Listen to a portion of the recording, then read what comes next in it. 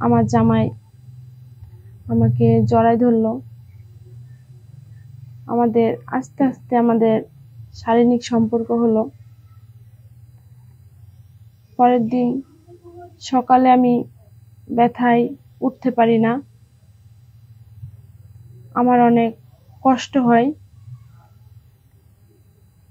আমি তখন ব্যথার ট্যাবলেট খাই। আসসালামু আলাইকুম, আমি বিথি বলছি, আমার বাসা নৌসিন্দি।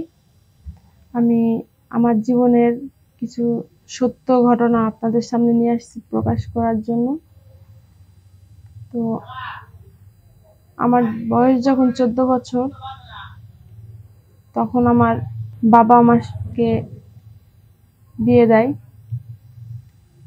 আমার যে ছেলের সঙ্গে বিয়ে হবে ওই ছেলের বয়স ছিল 45 বছর, আর আমার বয়স ছিল 14 বছর। আমার জামাই বড় একটা চাকরি করত, অনেক টাকা বেতন পেত।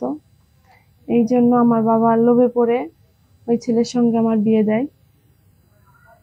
তো বিয়ে দেওয়ার পরে আমাদের প্রথম বাসরাতটা আমার কাছে অনেক ভয়ানক মনে হতো। আমার যেদিন বাসরাত হয়, আমি আমার খাটের এক কোনায় বসে থাকি। তো আমি অনেক ভয় পাই। আমার কাছে মনে হচ্ছিল যে আমার বাসরাতটা অনেক ভয়ানক। তো আমার জামাই রাত 12টার সময় আমার রুমে ঢোকার পরে কাছে আসার পর আমাকে জড়িয়ে ধরতে যায়। আমি অনেক ভয় পাই। আমি কিছু করতে পারছিলাম না। তারপরেও আমার জামাই আমাকে জড়ায় ধরলো। আমাদের আস্তে আস্তে আমাদের শারীরিক সম্পর্ক হলো। পরের দিন সকালে আমি ব্যথায় উঠতে পারি না, আমার অনেক কষ্ট হয়। আমি তখন ব্যথার ট্যাবলেট খাই।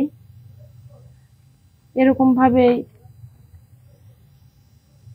আমাদের স্বামী স্ত্রীর সম্পর্ক চলে।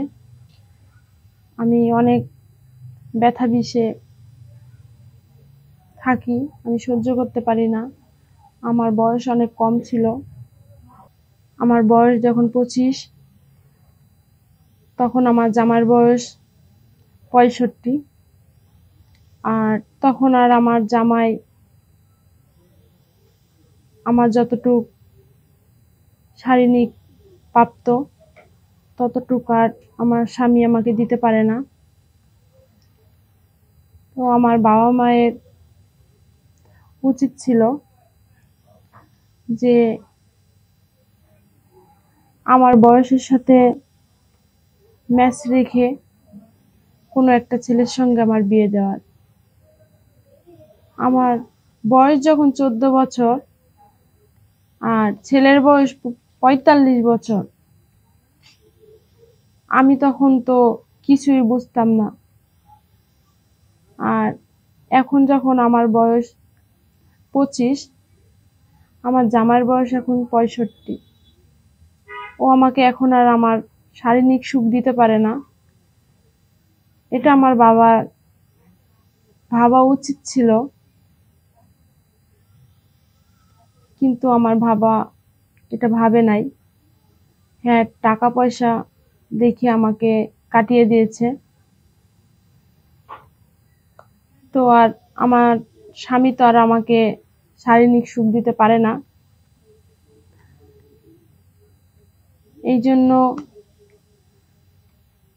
আমি বাইরে একটা ছেলের সঙ্গে আমার পরিচয় হয়। তো পরিচয় হওয়ার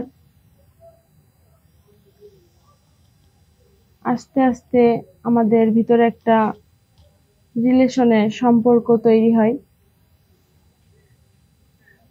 তো আমি ওর সঙ্গে আস্তে আস্তে রিলেশনশিপে যাই।